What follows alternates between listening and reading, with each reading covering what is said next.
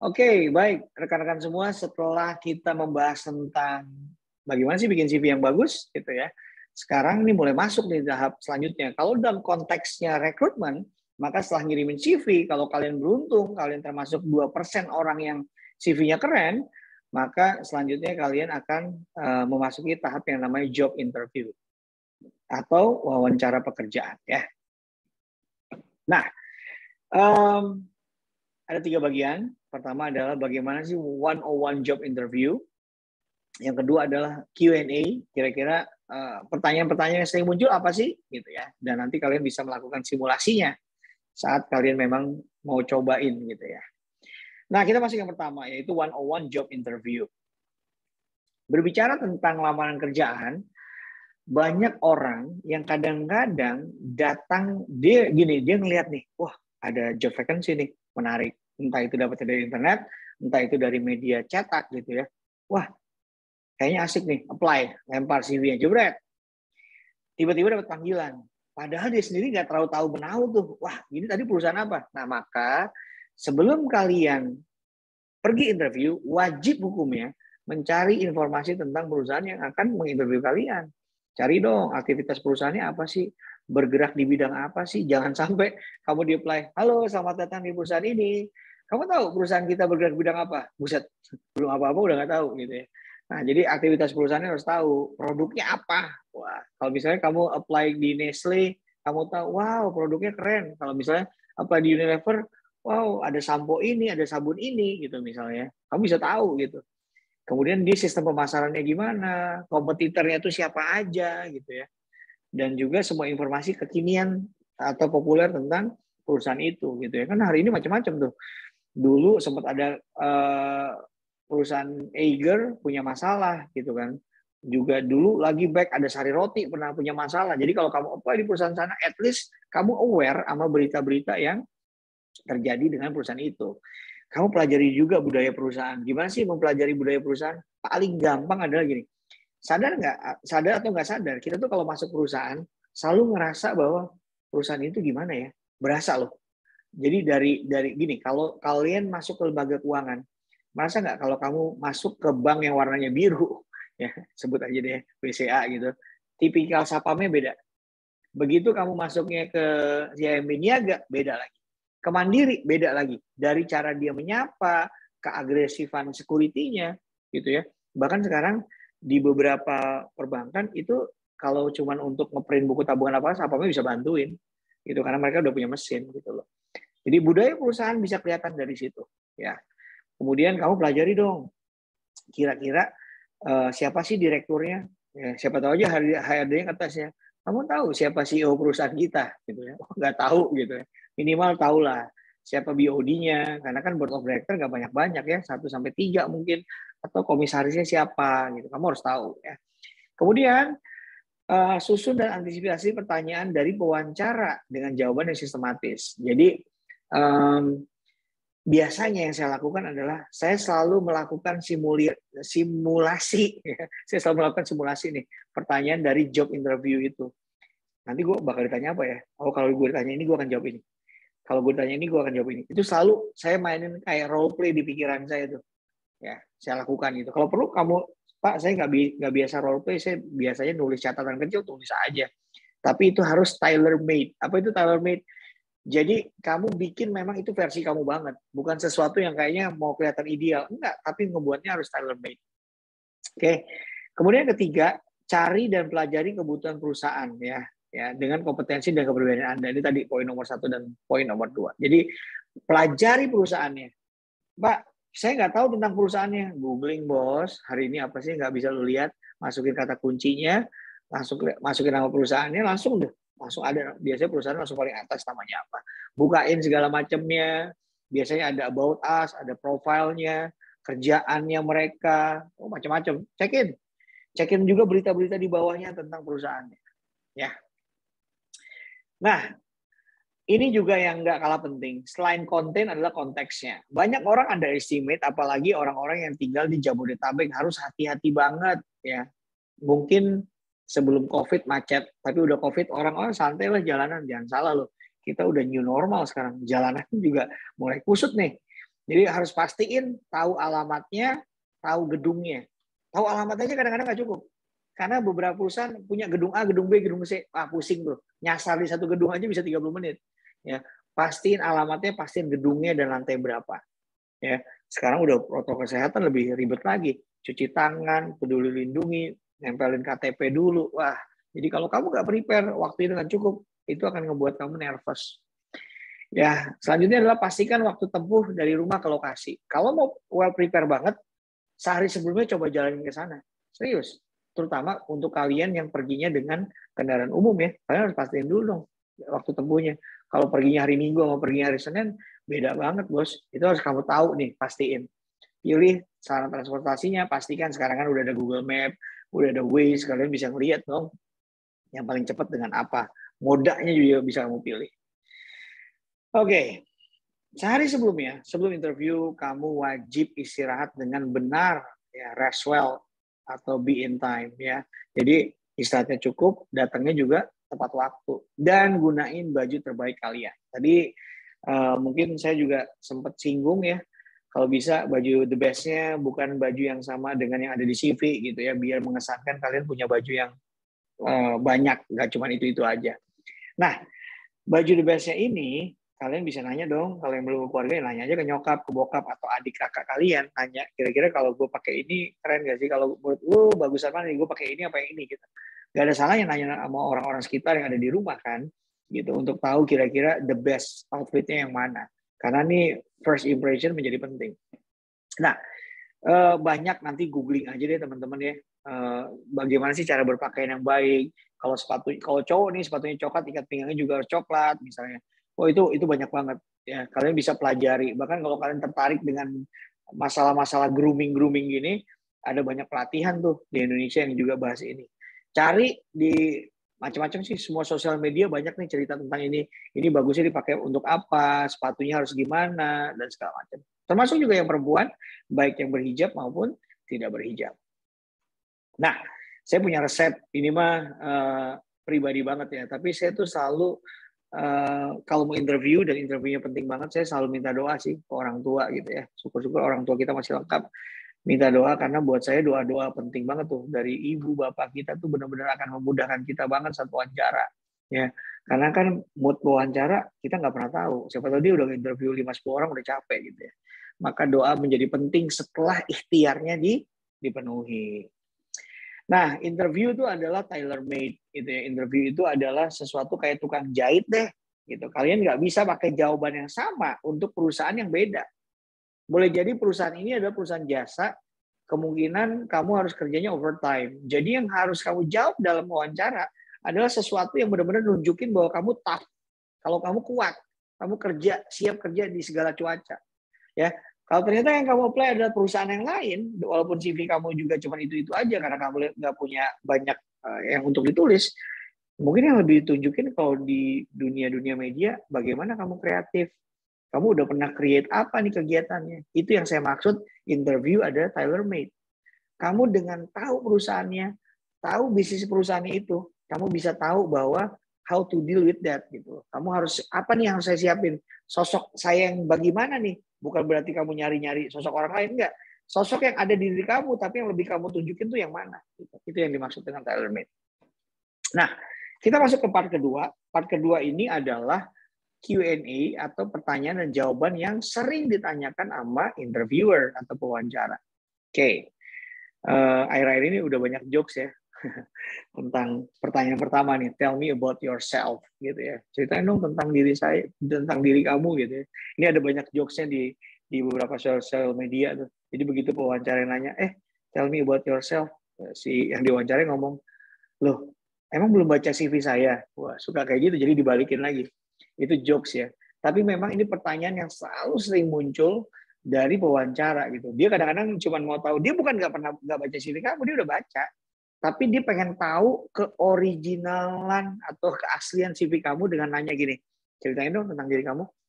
Kan kalau ditanya cerita tentang diri kamu, mau nggak mau kan kamu akan ngasih tahu sesuatu yang memang top of mind tentang kamu atau lu banget gitu, atau tentang gua banget gitu. Nah, kalau menghadapi pertanyaan tentang tell me about yourself, maka jawaban kalian sebaiknya mengarah pada 3 poin ini. Pertama adalah kamu harus bisa walk me through your resume, atau kamu tuh meringkas CV kamu menjadi sebuah narasi atau kalimat yang asik dan simpel. Ya, misalnya nama saya adalah ini, pekerjaan saya adalah ini, saya lahir di sini, dan ini, saya dari berapa bersaudara, dan ini adalah kekuatan saya selama ini. Nah, bisa jadi kayak gitu. Atau kamu juga bisa melakukan summary dari pengalaman kerjaan dan pendidikan kamu. Jadi kamu bisa nyimpulin lebih ke arah karakteristik atau kepribadian kamu, atau kamu lebih banyak cerita tentang pengalaman kerja kamu. Halo, nama saya adalah ini, saya 5 tahun bekerja di bidang ini, dan saya merasa saya punya keahlian di bidang ini, misalnya. Ya, jadi bisa tentang merangkum CV kamu dari sisi kepribadian, bisa juga mungkin dari pengalaman dan pendidikan yang kamu punya. Nah, pertanyaan kedua yang selalu orang nanya, mungkin orang nanya klise, nanya gini, tapi ini pertanyaan ulang-ulang ditanya.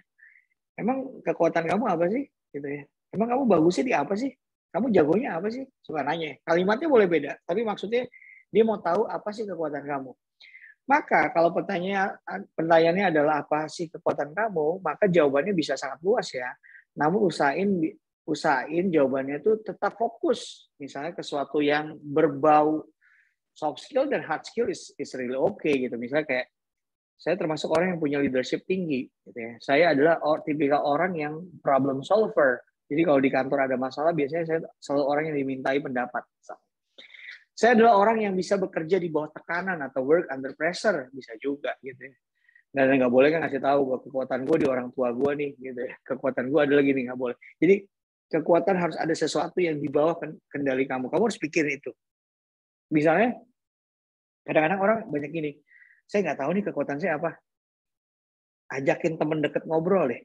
Ya, ajakin keluarga kamu ngobrol deh, kakak kamu, adik kamu. Aku mau tanya dong, menurut mama apa sih yang menjadi kelebihan saya? Gitu ya. Bisa kan kamu nanyain gitu.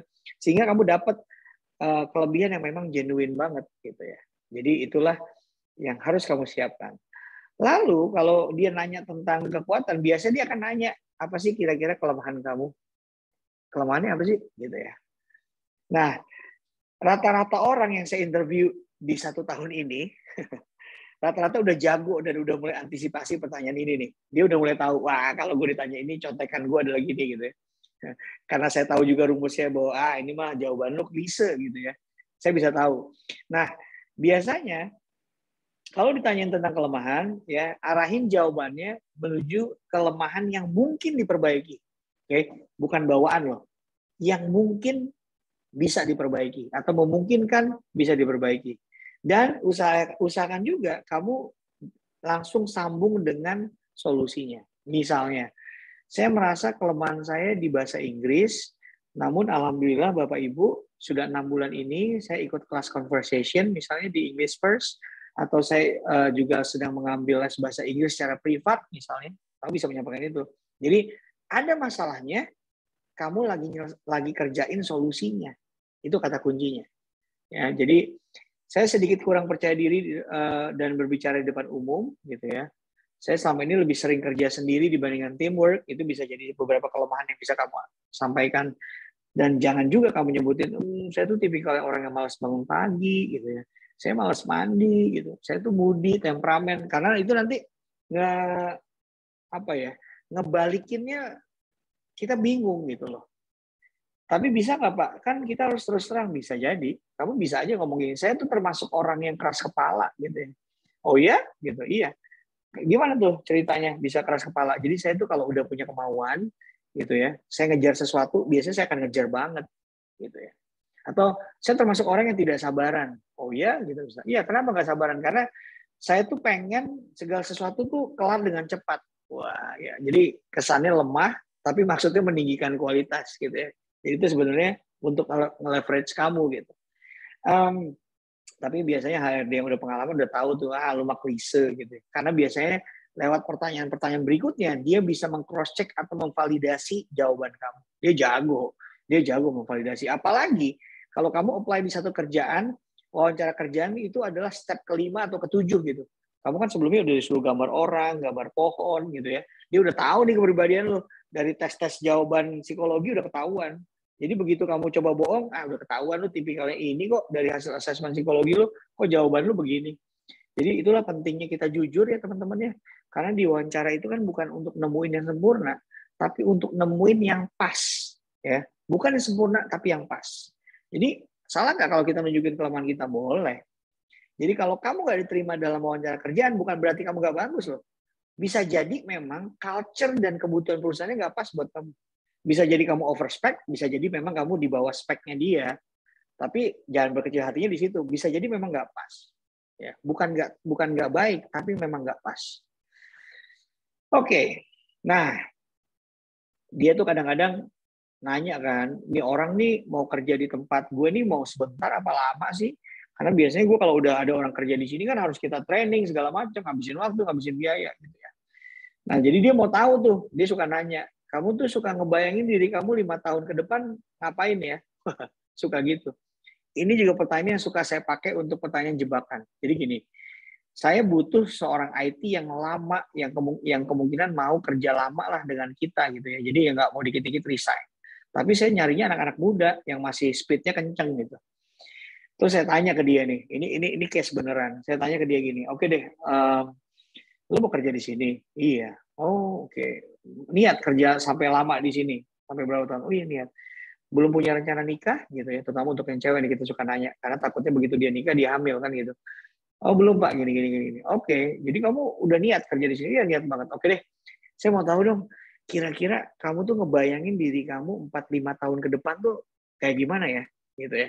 Saya nanya gitu.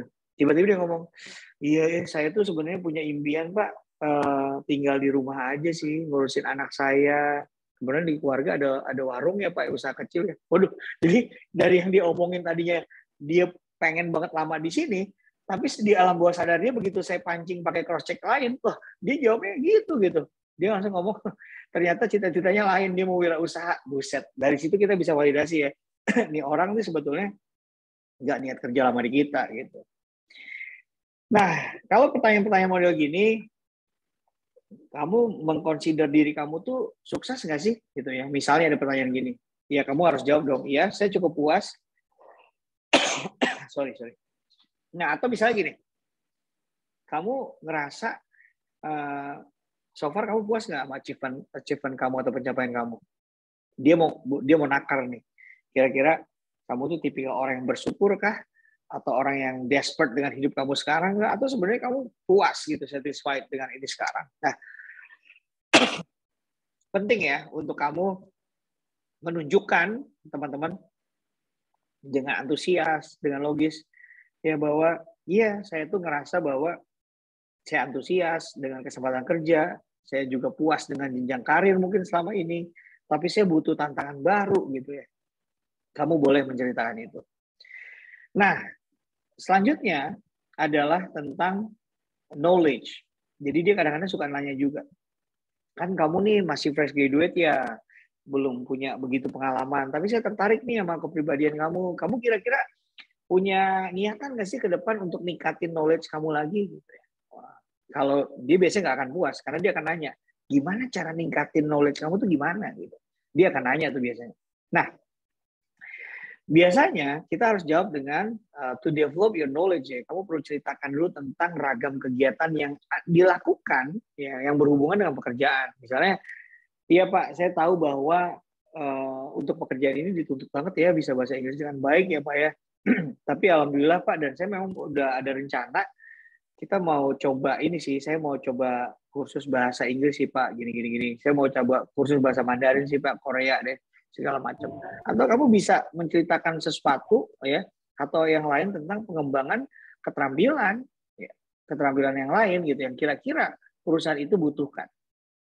Oke, karena dia kadang-kadang mau tahu peduli gini, orang ini udah ngerasa puas nggak sih sama karir dia atau knowledge dia? Karena perusahaan pasti akan lebih suka orang-orang yang masih mau belajar. Ya, perusahaan yang bagus biasanya trainingnya continuous. Apa dia mau cukup sampai di sini aja kan gitu? Orang kadang-kadang mau ngukur tentang itu. Nah, ini pertanyaan yang mulai susah nih teman-teman. Ya, dia suka nanya juga nih. Kalau kamu udah pernah kerja, ya sebagian dari kalian mungkin udah pernah kerja. Kemudian dia akan nanya, kenapa sih lu ninggalin kerjaan lu? Gitu ya. Why did you leave your old job gitu. Dia akan nanya nih kenapa gitu. Dia penasaran. Dan ini adalah pertanyaan yang pasti ditanya sama orang begitu kamu sudah punya pengalaman pekerjaan sebagai profesional. Nah, ini ada yang boleh kamu jawab sebagai pertanyaan positif, ada juga yang nggak boleh. Ya, yang boleh adalah kamu bisa bilang bahwa saya mencari kesempatan kerja yang lebih baik, itu netral. Saya nyari jenjang karir yang lebih oke, saya nyari challenge yang lebih oke. Tapi ingat ya, jawaban positif macam ini pasti akan dikejar.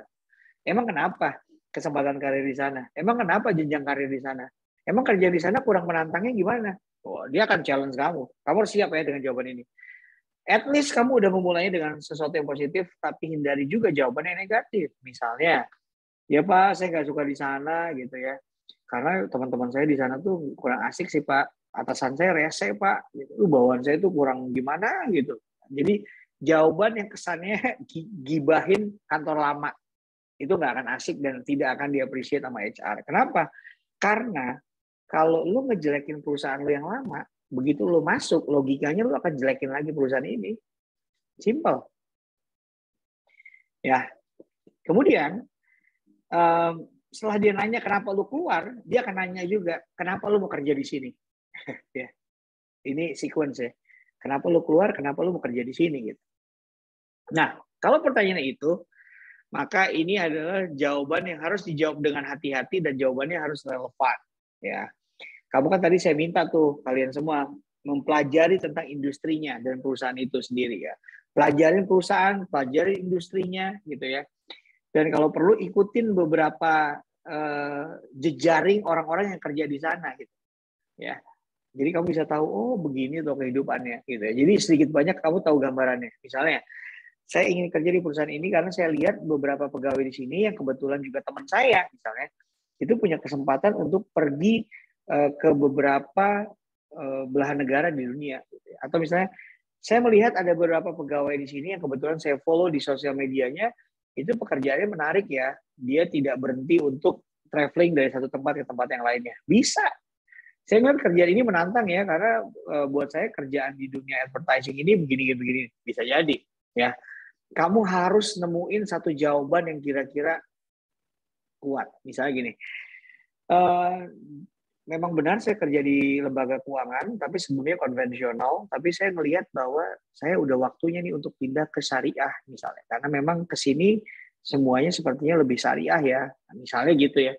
Kamu punya alasan yang lebih kuat tentang hal itu. Atau hal yang lain. Pokoknya harus sesuatu yang kira-kira original dan memang kamu pengen itu.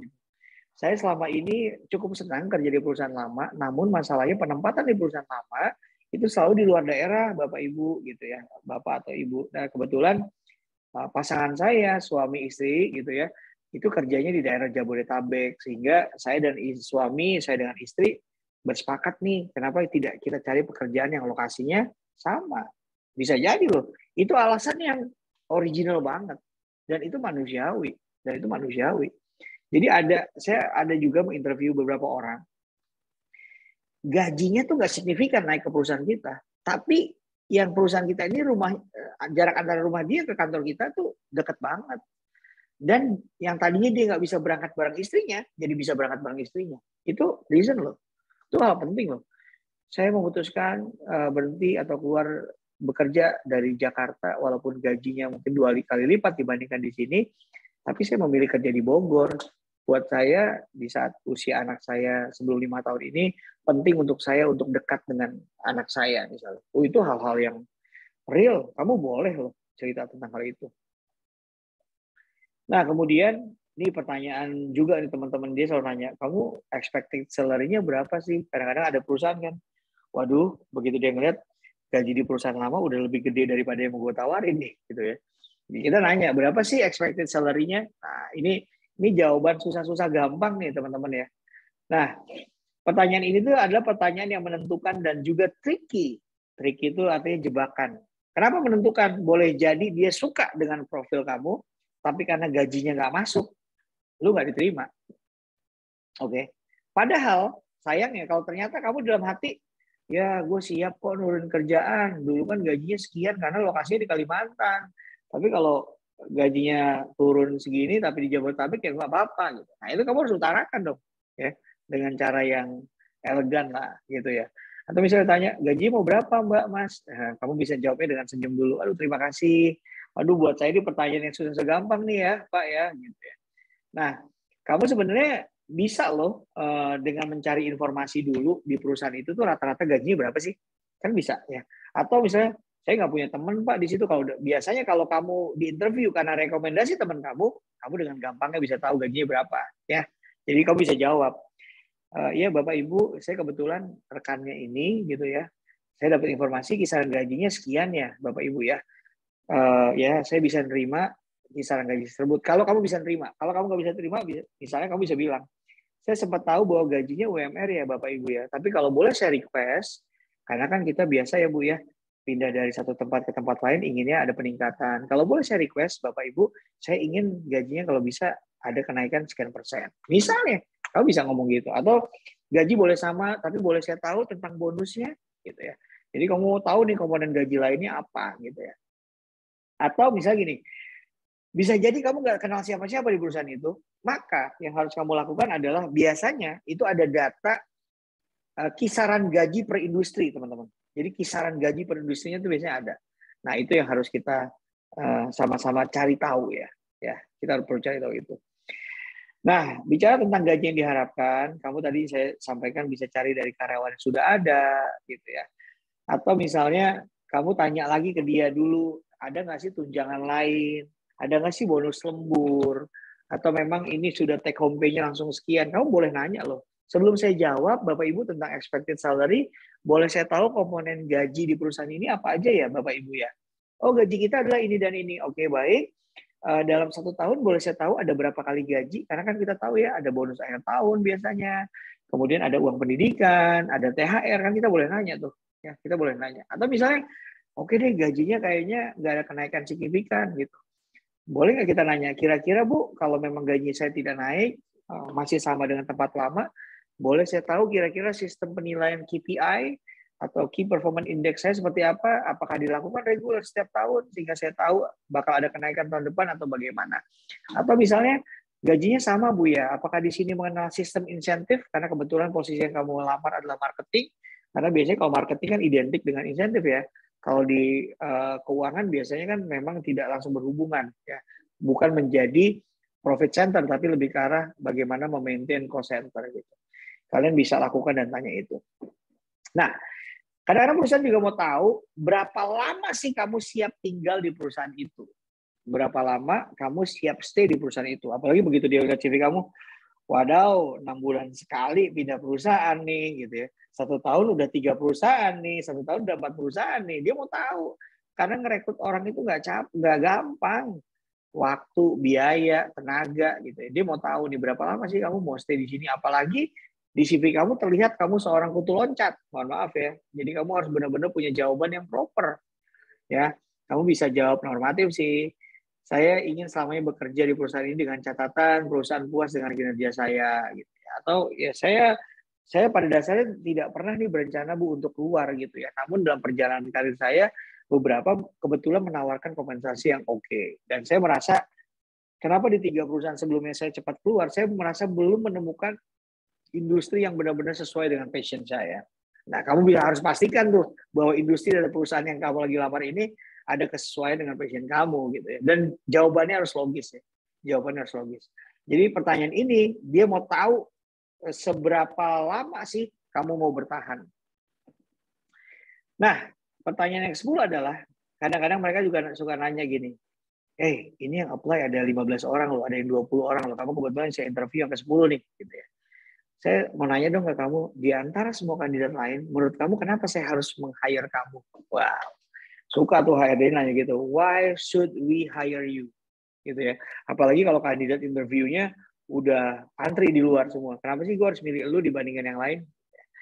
Nah, kamu harus jelasin kemampuan dan keahlian yang kamu miliki, ya. Namun pastikan itu berhubungan dengan posisinya, ya. Dan kalau bisa jangan mencoba mencontohkan dengan kandidat lain. Kamu nggak perlu bandingin kamu dengan yang lainnya. Kamu hanya bicara tentang diri kamu. Bapak Ibu, saya mungkin kurang tahu ya bagaimana kandidat lain yang sudah apply di sini. Tapi satu hal yang pasti, walaupun saya belum banyak punya pengalaman pekerjaan, justru saya yakin di situ adalah nilai kelebihannya, Pak. Karena dengan saya masih fresh seperti ini, saya lebih cepat mempelajari budaya perusahaan, saya lebih mudah dimasukkan banyak hal baru tentang perusahaan. Karena jangan salah loh teman-teman, orang-orang yang udah lama bekerja, kemudian bekerjanya di perusahaan yang mohon maaf salah maksudnya nggak terlalu profesional dia, begitu dia masuk di perusahaan profesional dia jet lag. Akan mudah orang yang kerja di perusahaan swasta untuk masuk di pegawai negeri. Saya tidak mengenerit ya, bukan berarti gimana-gimana. Tapi karena dia udah biasa kerjanya profesional. Tapi kalau orang biasanya nggak profesional, bisa jadi lebih sulit loh. Tapi kan sekarang ya, pegawai negeri ASN makin ke sini makin bagus ya teman-teman ya. Tapi kan kita tahu bahwa di ASN ada perpolitikannya juga yang mungkin lebih kencang ya. Bukan berarti di swasta nggak ada politik juga gitu. Ya, kamu bisa, jadi gini, coba kamu renungin CV kamu, coba kamu lihat lagi CV kamu. Kalau dia nanya dan menyerang kamu tentang kamu tidak punya pengalaman, kira-kira apa jawabannya? Saya dulu, gini teman-teman, mungkin ada yang hari ini ngerasa inferior gara-gara kuliahnya di swasta nih misalnya, dibandingkan sama negeri. Tapi buat saya itu hari ini udah nggak ada batasan. Atau kita merasa inferior karena kita kuliahnya di domestik bukan di luar negeri. Saya pernah interview di salah satu perusahaan besar di Indonesia. Saat itu saya S1 satu-satunya, yang lainnya S2. Dan yang saya lulusan domestik, yang lainnya luar negeri. Serius. Dan nggak masalah gitu. Apalagi hari ini kan bukan ijazah yang dicari, tapi kompetensi. Kamu harus yakin. Karena orang bisa ngerasain kan kalau kamu jawabannya nggak yakin. Makanya saya bilang, kamu harus kenal diri kamu dulu, nggak perlu compare ke orang lain. Oke, ini kayaknya yang terakhir ya, tentang overtime. Ini banyak perusahaan nih, karena ada beberapa industri yang memang tidak bisa tidak melakukan overtime. Contoh kalau salah satu di perbankan ya, end of month pasti overtime. Itu selalu aja nggak bisa. Nah, mereka selalu suka nanya, kamu siap nggak sih lembur? Kamu siap nggak sih overtime? Gitu ya. Suka lo ditanya model begini. Nah, kalau pertanyaan tentang overtime ini, kamu juga harus hati-hati ya. Jadi gini, kamu bisa aja nyenangin mereka dengan bilang bahwa saya siap overtime. Ya, tapi kamu harus siap konsekuensinya kalau ternyata kamu diterima dan kamu nggak siap overtime. Buat saya akan lebih safe kalau kamu bilang, kamu siap nggak overtime? Kamu boleh nggak bilang nggak siap? Boleh. Kamu bisa jawabnya dengan seperti ini misalnya. Secara jujur di perusahaan lama saya tidak pernah bekerja overtime. Kenapa? Karena saya selalu datang lebih awal, 7:30, dan pekerjaan selalu saya pastikan selesai sebelum waktunya pulang. Ini bukan masalah segala macam, tapi buat saya efektif dalam bekerja itu penting. Karena hari ini banyak perusahaan itu yang melarang karyawannya overtime. Bukan cuma masalah biaya, tapi juga masalah budaya. Ada beberapa negara, ya, kalau nggak salah Perancis salah satunya, itu hukumnya haram untuk nelpon pegawainya di waktu libur. Ya, sama juga kan dengan overtime. Di waktu-waktu ini dia udah nggak mau touch kerjaan gitu. Jam segitu yang pulang. Ya, jadi memang ada beberapa perusahaan yang mengharuskan overtime. Kamu harus tanya dulu ke diri kamu. Ya pasti kalau udah berkeluarga tanya juga pasangannya. Ini especially untuk yang perempuan. Ya, gimana kalau punya anak overtime? Biasanya saya nanya, oh udah punya anak, kalau kamu overtime gimana? Oh anaknya di orang tua ya, oke. Kamu punya babysitter nggak di rumah? Atau anaknya di penitipan ya? Atau apa? Kamu perlu tahu ini. Ya, jadi saran saya untuk overtime, kamu harus bicara jujur, jangan sampai ini jadi bom waktu buat kamu ya. Oke, itu saja sih, kurang lebih 11 pertanyaan yang diulang-ulang. Tidak semua pertanyaan ini akan ditanya, tapi mungkin ini ada pertanyaan yang saya alami lewat banyak proses interview yang saya lewati, itu rata-rata dia nanyanya begini. Semoga bermanfaat untuk teman-teman semua. Terima kasih. Assalamualaikum warahmatullahi wabarakatuh.